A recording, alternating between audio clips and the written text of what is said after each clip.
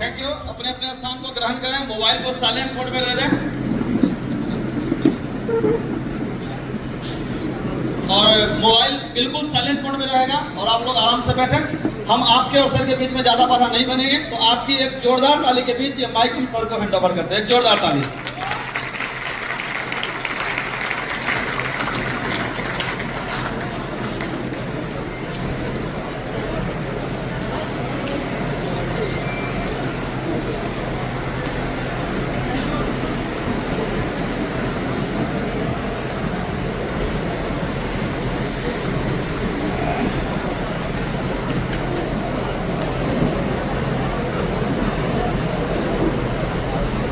शुक्रिया आपके इस सम्मान का।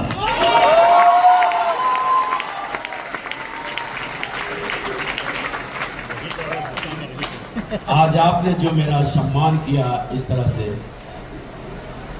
मैं परमपिता परमेश्वर से प्रार्थना करता हूं कि आने वाले आपके जीवन में इससे 1000 गुना सम्मान आप सभी लोगों को मिले।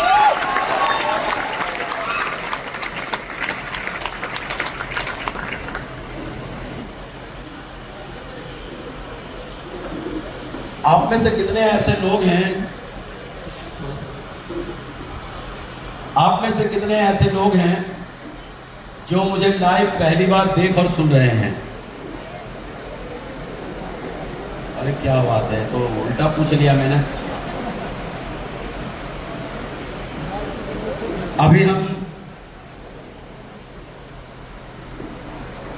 20 मिनट अभी अपना इंट्रोडक्शन में हम बात करेंगे। अगर आप लोग रिसीविंग मोड पे रहा,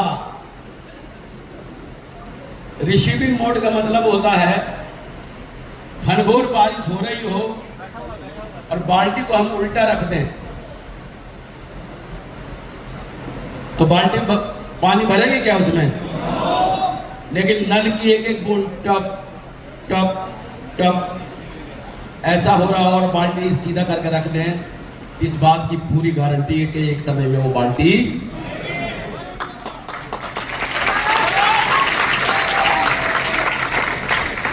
अगर रिसीविंग मोड पे रहा तो मैं आपको यकीन दिला सकता हूं कि आप भी बन सकते हैं डायमंड।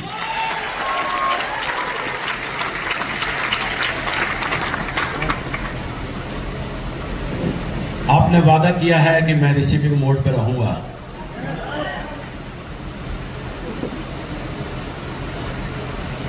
मैं अपना परिचय दे दूं। मेरा नाम सत्येंद्र प्रसाद है और पास ही के शहर मोकामा शहर के पास औंटा ग्राम का मैं रहने वाला हूं।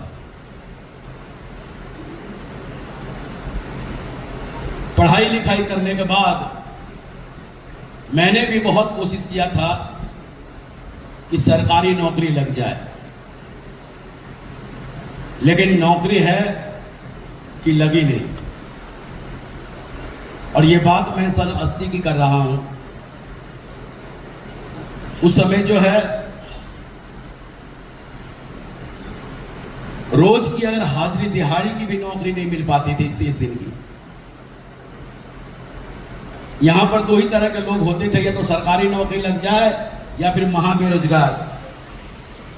और ऐसी कंडीशन में जब आप कुछ नहीं जानते हैं तो काम के नाम पर क्या कर सकते हैं? पढ़ा है तो पढ़ा दूंगा, और नहीं तो ऐसे लोग जिनके पास पैसा हुआ करता था पासपोर्ट वगैरह बनवा के खाड़ी थे, सऊदी अरब चले जाते थे। और जिनके पास पैसा नहीं होता था ना, ऐसे लोग दिल्ली, बॉम्बे, गुजरात, पंजाब, आसाम, इन्हीं जगह को सऊदी अरब मान लेते थे। मैं भी उन्हीं में से हूं। जब मुझे भी नहीं कुछ मिला तो लगा चलो चलते हैं दिल्ली की तरफ, कुछ न कुछ तो करेंगे, जीवन जीना है तो कुछ न कुछ तो करना ही करना था। लेकिन दिल्ली नहीं जा सका। दिल्ली से 200 किलोमीटर पहले ही आगरा शहर में पहुंच गया। और आगरा शहर में ही मैंने एक काम सीखा था, जो बड़े बड़े बिल्डिंगों में लोहे का, कास्ट आयरन, ढलवा लोहा, पाइप फिटिंग, मैनहोल कवर्स जो बनते थे ना, पहले लोहे का ही होता था सब। अब वो प्लास्टिक का होने लगा, लेकिन पहले लोहे का ही होता था। उसका डाई बनाने का काम मैंने सीखा था। और उस समय, उस जमाने में 40 से 50 हजार रुपए कमाने लगा। नौकरी नहीं लगने का दर्द बिल्कुल खत्म हो गया और जीवन बहुत ही बढ़िया से जी रहा था। लेकिन उसी बीच हमारे एक मित्र मुझे इसी बिजनेस के बारे में बताने मेरे घर आए। और मैं आज आपसे वो बात कर रहा हूं, व्यक्ति जो इस तरह का बिजनेस को तो देखना भी पसंद नहीं करता था, बैठाना ना छोड़ो, किसी को देखना भी पसंद नहीं करता था। लेकिन क्यों, एक दिन मेरे एक मित्र मेरे घर आ गए इसी बिजनेस को लेकर। अब मैं सोचता रहा कि इनका करूं क्या, ये तो मेरे खास मित्र हैं, इनको भगा भी नहीं सकता, टेढ़ा मेढ़ा बोल भी नहीं सकता। तो मैंने उनको बैठाया, उनकी बात सुना, पूरी बात समझ में आ गई कि ये वही है जिसको देखना भी नहीं चाहता हूं। अब मुझे ये लग रहा था कि इनको अगर मैं मना कर दूं तो हो सकता ये बुरा मान जाए, हो सकता हमारी दुआ सलाम भी बिगड़ जाए। तो अपनी दुआ सलाम को बनाए रखने के लिए मैंने उनसे एक इंश्योरेंस ले लिया, क्योंकि हमारे बिजनेस में पहले इंश्योरेंस भी हुआ करता था। किसी तरह मैंने सोचा कि इनसे पीछा छूट जाए, ये भी खुश रहे और मैं भी अपने घर खुश रहूं। वो व्यक्ति इंश्योरेंस ले लिया, मैंने खुशी खुशी चला गया। आप लोगों को जब कोई सेल दे देता है और भी 200 बीबी का, 202 बीबी का, कितना खुश होते हैं। वो आदमी भी उतना ही खुश होकर चला गया और मैं तो ये सोचकर खुश हो गया कि चलो बला टल गई किसी तरह से।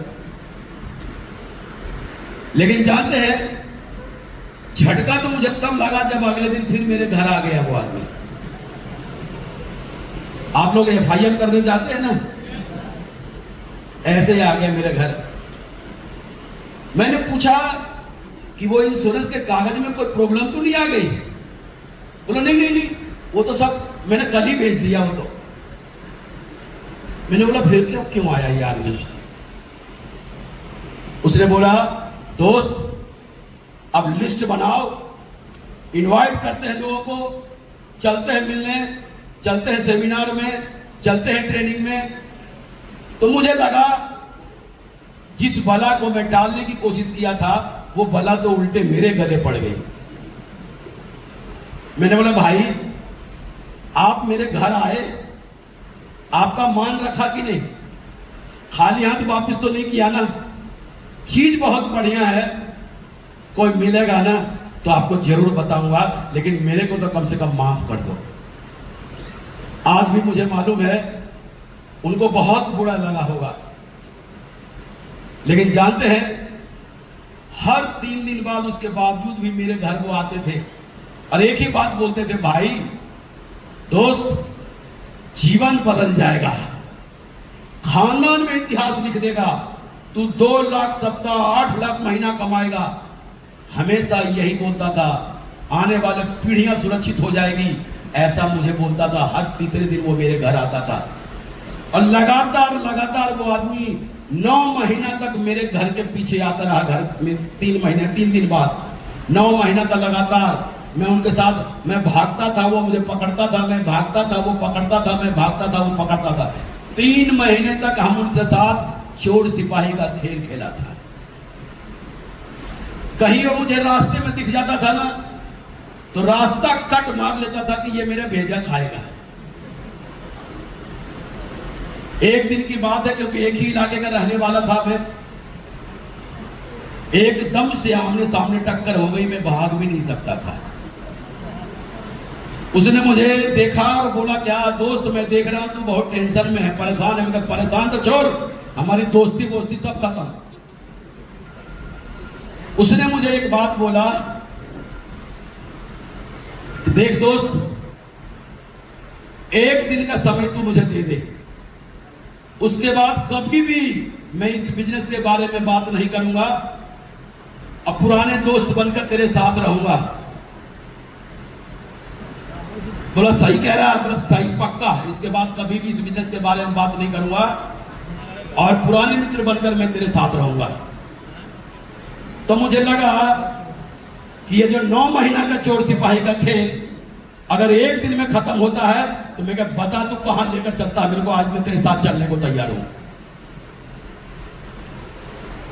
चलने को तैयार हूं।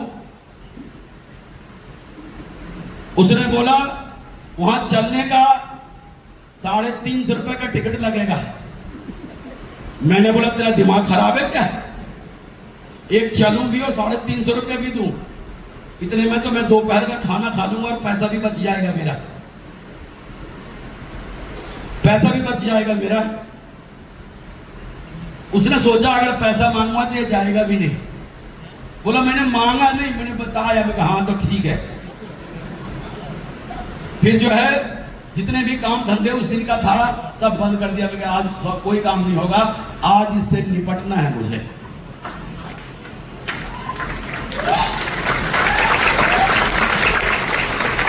आगरा का एक ऑडिटोरियम है सूर सदन, जहां